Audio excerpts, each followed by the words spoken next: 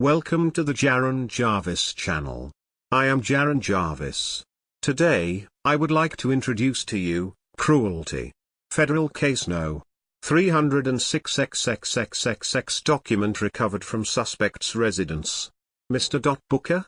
No need to answer, I already know that it's you. I just wanted to make sure you were paying attention. Make yourself comfy, well as much as you can in this cell.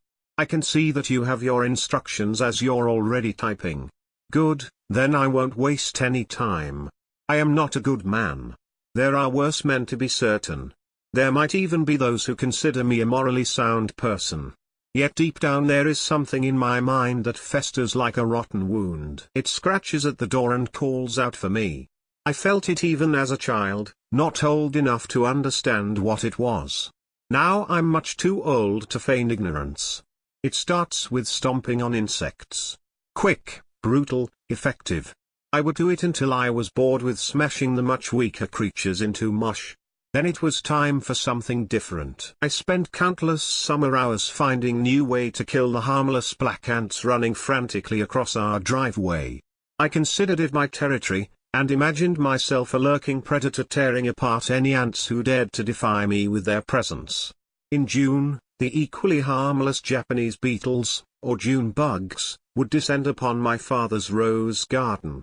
I expanded my territory to the 10 bushes my father had so meticulously planted and raised. I'd find the beetles eating through the rose petals, pulling them out and impaling them on the rose thorns. I'd watch as they flailed helplessly, a suitable warning to any other intruders. Yet the beetles were stupid, and paid no mind to the corpses. So defending the bushes never ended, and I was glad for that. When I was a bit older, my urges expanded to other creatures. I grew up with cats. I loved cats. It was dogs I did not like. They were so loud, clumsy, and misbehaved compared to cats. I wanted them to stop barking at me. I wanted them to shut up and leave. I wanted to hurt them. Whenever I stayed with a friend, I would wait until I was alone with their dog.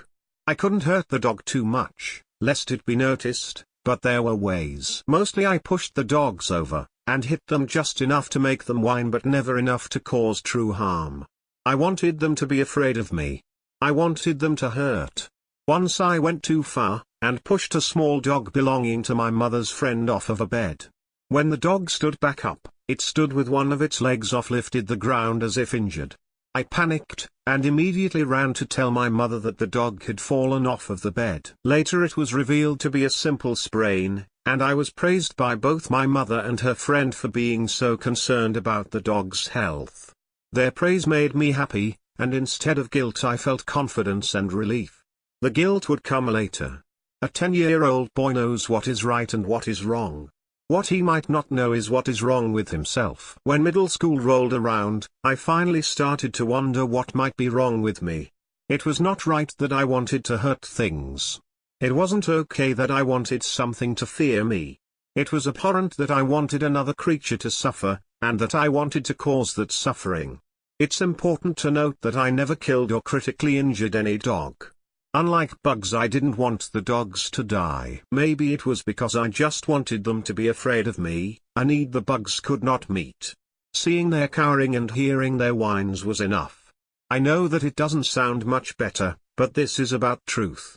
My guilt came from knowing what I felt was wrong, and for 3 years I channeled my urges to bullying my younger brother. When I was in high school, my family bought our first dog. Her name was Highness. Now, before you make any assumptions, I never once took my urges out on her. I loved that dog. She was my dog. I can still remember how she would react to the suggestion of going swimming, practically bounding towards the front door.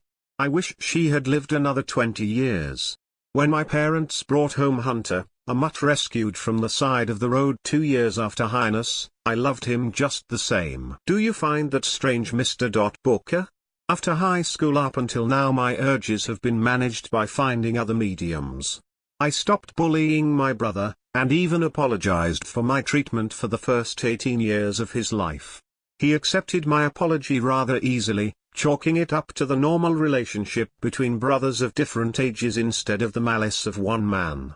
I dated normally, preferring women who abhorred violence and who would not carry the same dark secret as myself. I've never laid a hand on any of them. There is no joy in being feared by something you love. I'm sure that seems quite the silly moral code after all I've confessed to you. Yet it is true.